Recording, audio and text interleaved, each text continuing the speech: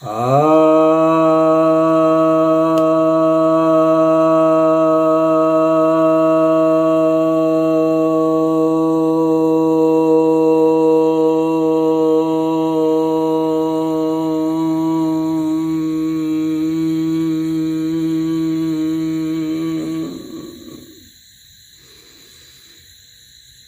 भक्तजनों को सप्रेम नमन।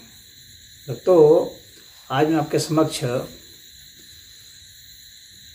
ब्रह्म सूत्र, जिसे वेदांत सूत्र भी कहा जाता है, जिसके रचयिता बादरायण ऋषि हैं, जिन्हें कि वेदव्यास भी कहते हैं, तो उस महान ग्रंथ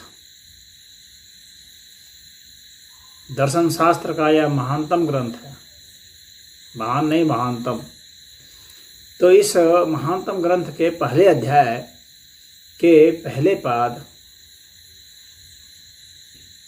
के 13वें सूत्र की व्याख्या करने जा रहा हूं।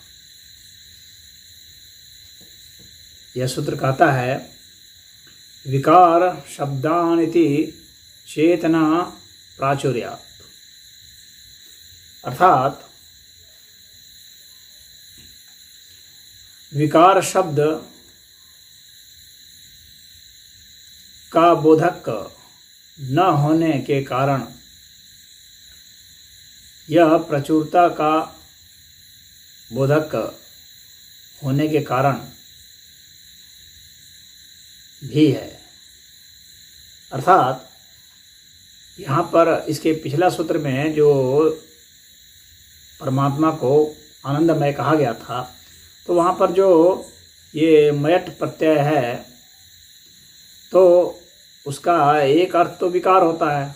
उसके कारण भी कुछ लोग ऐसा आपत्ति कर सकते हैं कि जो आनंदमय में जो मय है, यह क्या विकार का है बोधक, क्योंकि परमात्मा तो निर्विकार है। तो यहाँ पर यह बादरायण ऋषि कह रहे हैं कि वो जो मयट प्रत्यय है, वह विकार का ही बोधक नहीं होता है, वह प्रचुरता का भी बोधक होता है। तो वहाँ पर जो मय है, आनंदमय, वह प्रचुरता का बोधक है। तो पाणिनि सूत्र के हिसाब से ही यहाँ पर यह उन्होंने बताया है। तो इसके कारण जो ब्रह्म है वो आनंद घन है।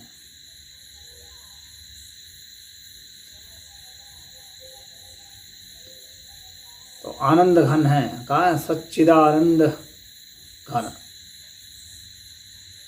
तो वहाँ पर जो है, वो जो घन है वो प्रचुरता का बोधक है। और कितनी प्रचुरता है? तो अनंत। प्रचुरता मतलब कुछ यह ना समझे कि मतलब थोड़ी ज़्यादा संख्या में, नहीं, वो इतनी है कि उसको आप गिन नहीं सकते हैं, वो अनंत है। तो आनंद कितना है? अनंत आनंद है, इसीलिए वह परम आनंद है।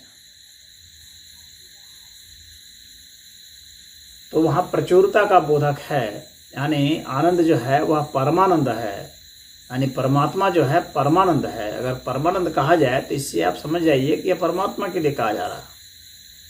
और जब परमात्मा कहा जाए तो समझ लीजिए कि वह परमानंद है।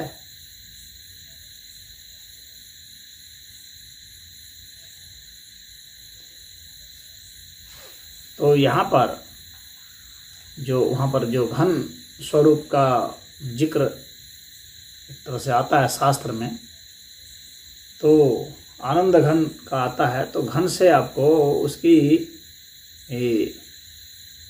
अनंतता समझनी चाहिए, प्रचुरता समझनी चाहिए, और प्रचुरता अनंतता के अर्थ में समझनी चाहिए।